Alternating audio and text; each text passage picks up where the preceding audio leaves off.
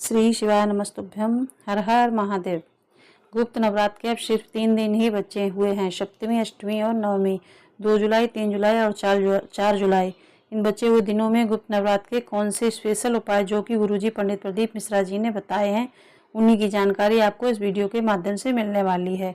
इसमें गुरुजी पंडित प्रदीप मिश्रा जी के बताए बिल्कुल नए उपायों की जानकारी मिलने वाली है, इसलिए आप वीडियो को अंत तक देखें ताकि कोई भी उपयोगी जानकारी आपसे छूटे ना, बचे हुए नवरात्र के इन 3 दिनों में आपको गुरुजी पंडित प्रदीप मिश्रा जी के बताए ये नए विशेष उपाय करके अधिक से अधिक लाभ प्राप्त करना है। बढ़ते हैं बिना किसी देरी के पहले विशेष उपाय की ओर। गुरुजी ने अभी हाल ही में चल रही इसी पुराण कथा में आषाढ़ माह के गुप्त नवरात्र से जुड़े एक सरल उपाय की जानकारी दी है। गुरुजी ने बताया कि यह उपाय आप अपने अंदर अगर बहुत दुविधाएं चल रही हैं कि क्या करें क्या नहीं करें, निर्णय लेने में आपको असमंजस हो रहा है या फिर आपका किसी भी चीज़ में मन नहीं लगता, पढ़ाई हो, व्यापार हो या फिर जो भी क्षेत्र में आप आगे बढ़ना चाहते हैं उसमें आपका मन नहीं लग रहा है, तो अपनी चित्त वृत्ति को स्थिर करने के लिए, अपने दिमाग को स्थिर करने के लिए, एकाग्रता को बढ़ाने के लिए, घर में पॉजिटिविटी आपको लगे, इस प्रकार से आप चाहते हैं तो आपको यह उपाय करना है। आषाढ़ माह के गुप्त नवरात्र से जुड़े सरल उपाय की जानकारी देते हुए गुरुजी ने बताया कि अगर आषाढ़ माह के नवरात्र में मतलब किसी भी दिन, बचे हुए दिन सप्तमी, अष्टमी, नवमी, 2 जुलाई, 3 जुलाई, 4 जुलाई, इसमें से किसी भी दिन में आप एकांत में बैठकर शंकर भगवान का नाम का संबोधन मात्र कर देते हैं, स्मरण मात्र कर देते हैं या फिर नाम सुन लेते हैं, मतलब आप चाहो तो आप मंत्र का जाप कर सकते हो, भगवान का नाम जाप कर सकते हो।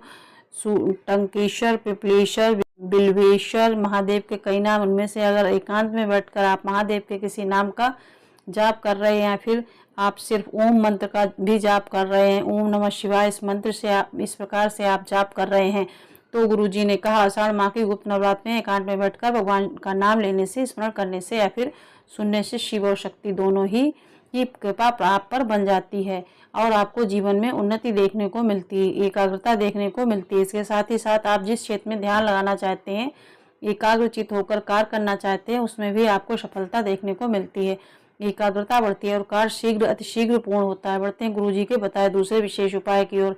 गुरुजी ने एक ऐसा नया उपाय बताया जिसे गुप्त नवरात्र में माता हेमवती का नाम लेकर करना होता है। गुरुजी ने बताया था जीवन में बहुत कष्ट चल रहा है, कोई मंजिल या रास्ता दिखाई नहीं दे रहा है, सफलता जीवन में मिल ही नहीं रही, तो गुरुजी ने नवरात्र के 9वें दिन तक ये उपाय करने को कहा है।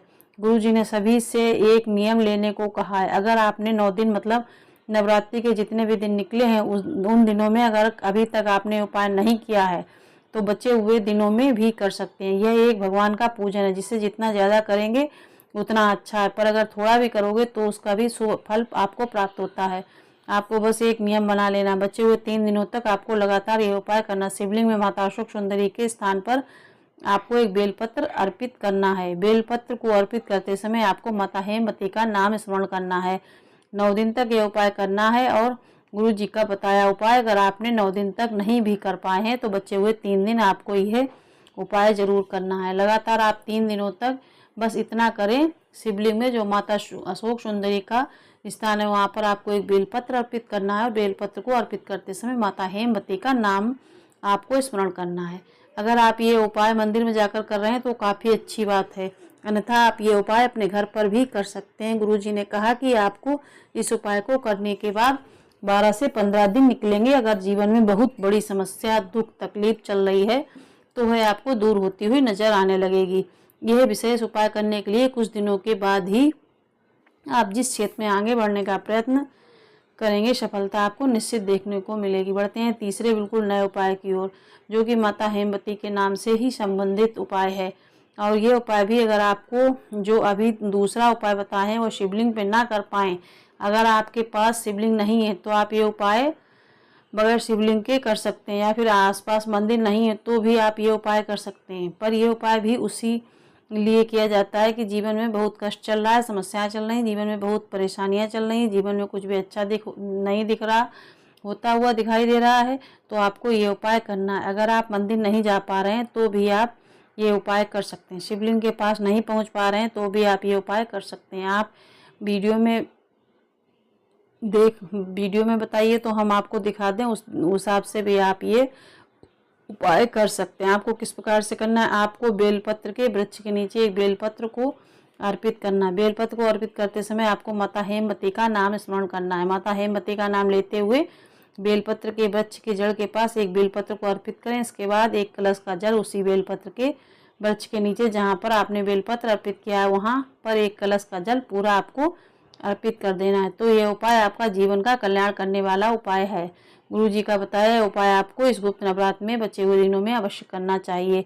अब बढ़ते हैं एक अंतिम ऐसे उपाय की ओर, जो कि ऐसी मनोकामना पूर्ति उपाय जिसे करने के लिए आपको किसी भी प्रकार की कोई सामग्री की आवश्यकता नहीं है। जैसा कि आप सभी को पता है, गुरु जी ने शिवलिंग पर एक ऐसा विशेष स्थान बताया है जो भोलेनाथ ने स्वयं 64 योगियों, अष्ट सिद्धियां, नवनिधियों को प्रदान किया है।